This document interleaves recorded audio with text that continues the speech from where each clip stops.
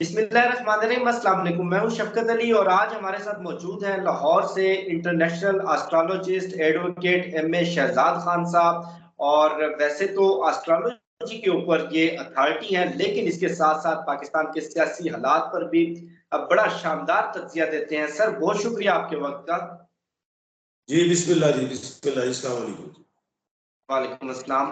Sir, सबसे पहले तो ये बताइएगा कि बजट भी पेश कर दिया गया, अब तो टेक्निकली काउंटडाउन शुरू हो गया है पीडीएम की हुकूमत का, लेकिन उसके बावजूद इस वक्त अनसर्टेनिटी है और ये बातें आम है कि शायद इंतखाबात अक्टूबर में भी ना हो सके। तो सर, इलेक्शन कब तक होते देख रहे हैं आप? बड़ा अच्छा सवाल है। बजट के हवाले से आपने जो बात की, मैंने पेशन गोई की थी कि बजट जो है वो यही गवर्नमेंट देगी, और फिर मैंने ये भी एक बात की कि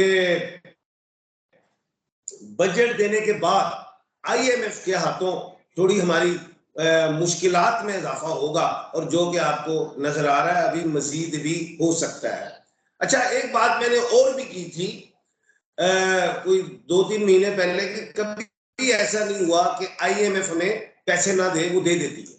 लेकिन इस दफा कुछ और ही चीजें नजर आई जिसपे मैंने कहा कि पीडीएम नहीं चाहेगी कि इलेक्शन फौरी हो, क्योंकि इमरान खान काफी मजबूत थे, और जबकि इसके बाद 9 मई का हादसा हुआ जिसपे हर आंख अश्कबार हुई, हर दिल खून के आंसू रोता रहा, हम भी परेशान कि क्या हुआ जो कि नहीं होना चाहिए था। और मैंने ये भी बताया कि जो अदारे होते हैं ये बाप होते हैं, ये रियासत का हिस्सा होते हैं।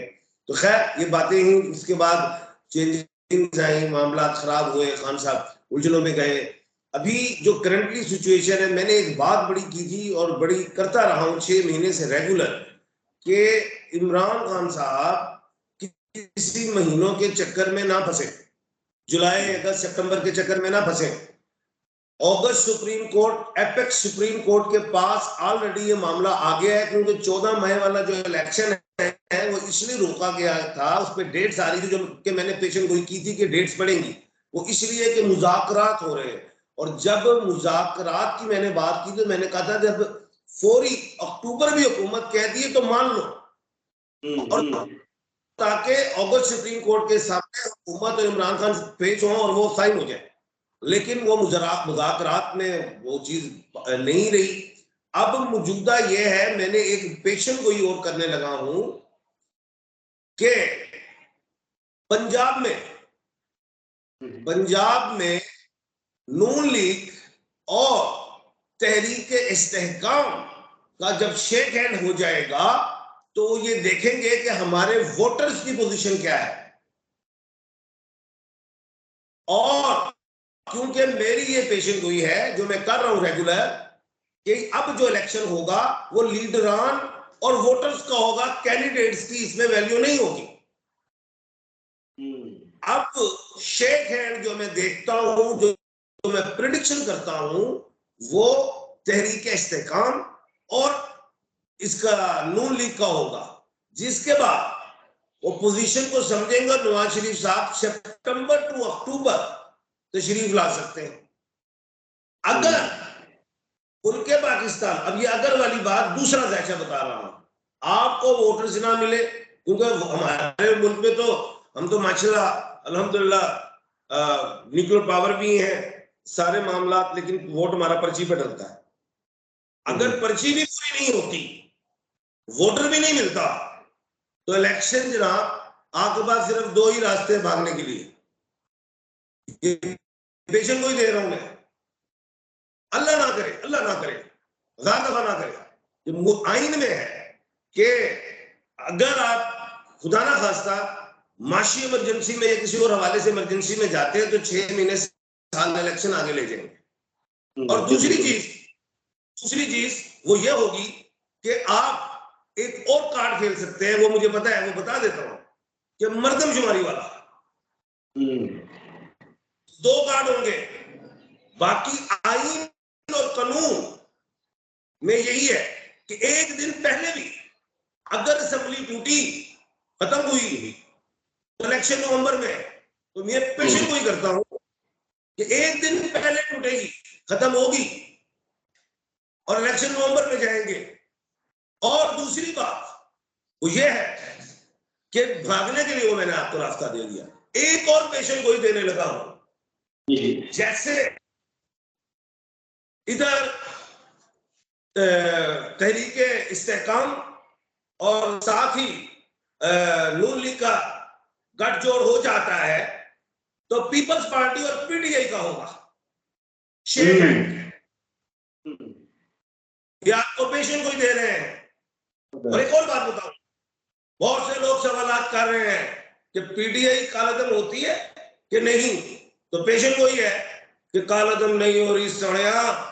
दूसरी गल और बड़ी बात बताने लगा हूं कि ये जो महीना है ये 30 जून तक खान के लिए जरा मुश्किलात के लिए, पहले मैं मुज़ाकरात कहता था, अब मैं मुज़ाकरात नहीं कहता हूं, अब मैं कहता हूं कॉम्प्रोमाइज कर लो खान को, जिसकी आपको मैं दिखाऊंगा 2-4-10 दिन में एक मीटिंग और आएगी शाह महमूद कुरैशी साहब की इमरान खान से। ये पेशेंट को ही है। अगले महीने कुछ प्रेशर कम होता जाएगा खान पे, ये भी एक प्रेडिक्शन है। आज तो काफी प्रेडिक्शंस निकल रही है मेरे अंदर से। जी सवाल कीजिए आप। अच्छा सर, खान साहब डेफिनेटली तहरीक इंसाफ इस वक्त शदीद मुश्किलात का शिकार है, पार्टी को तकसीम कर दिया गया, तोड़ दिया गया, लेकिन इसके बावजूद खान साहब से जब भी पूछे तो वो ये कहते हैं कि डिवाइन इंटरवेंशन होगी, यानी कि गैबी हाथ, गैबी मदद आएगी। ये डिवाइन इंटरवेंशन से उनकी मुराद क्या बैनुल अक़वामी दोस्त हैं या वाकई वो गैबी मदद है, और क्या गैबी मदद किस तरह से आ सकती है? देखिए इस तरह है कि मैंने खुद ये कहा था 6 महीने साल से, मैंने कहा कि खान के साथ गैबी मदद रूहानी ताकतें मौजूद है, ये मैंने कहा और बिल्कुल है, इसमें कोई शक नहीं। हर शख्स के साथ उसका हमजाद भी होता है और जितना कि वो शख्स इबादत करता है, पॉजिटिव होता है, उसका हमजाद उतना मजबूत होता है। और जितना शख्स मेंटली नेगेटिव हो उसका भी हमजाद, हर शख्स के साथ हमजाद होता है, तो वो उतना ही नेगेटिव पावर्स में आता है। तो खैर खान का जो हमजाद है मजबूत है, अभी मौजूद, मैं देखता हूँ, समझता भी हूँ, तो ऐसी बातें हैं। दूसरी बात आपने जो की थी इंटरनेशनल, देखिए वो दुनियावी वाले से बात हो रही है, उसमें खान के पास 2 कार्ड है जो मैं समझता हूँ, जैचो में देखता हूँ, जफर में देखता हूँ, इंटरनेशनली हवाले से भी है, नो डाउट, और उसके पास रूहानी भी है। जी बिल्कुल जी। अच्छा सर, अगर इंतखाबात हो जाते हैं, जैसे आप बता रहे हैं नवंबर में आप इंतखाबात होते देख रहे हैं, तो क्या तहरीक इंसाफ वापस आ सकती है? मैंने बहुत बड़ी बात कर दी एक, मैंने कहा पीटीआई ते पीपल्स पार्टी दा सोनिया शेक हैंड हो जाए तो आपको रिजल्ट पार्लियामेंट वफाक में मिलेंगे। सूबों में भी जो है अच्छे रिजल्ट्स मिल जाएंगे। वो के अब्दुल अलीम खान साहब जो हैं वो मैं समझता हूँ फ्यूचर में सूबे के लिए क्या कहते हैं वजीर आला के लिए मजबूत कैंडिडेट नजर आते हैं मुझे। दूसरी चीज जो है अब्दुल अलीम AA है, ये 1/12 के मालिक है। उधर इस पूरे हमारे मुल्क पाकिस्तान में AA की या वॉवल्स की 1/12 की लड़ाई रही। आसिफ अली जरदारी साहब डबल है, अगर 1/12 है। अगर हम चले जाएं इस तरफ, हमारे जो सदर पाकिस्तान है डॉक्टर आरिफ अली AA है। उसके बाद हम अब्दुल अलीम साहब को देख रहे हैं, AA आ गए। उसके बाद BB, ये भी 1/12 है।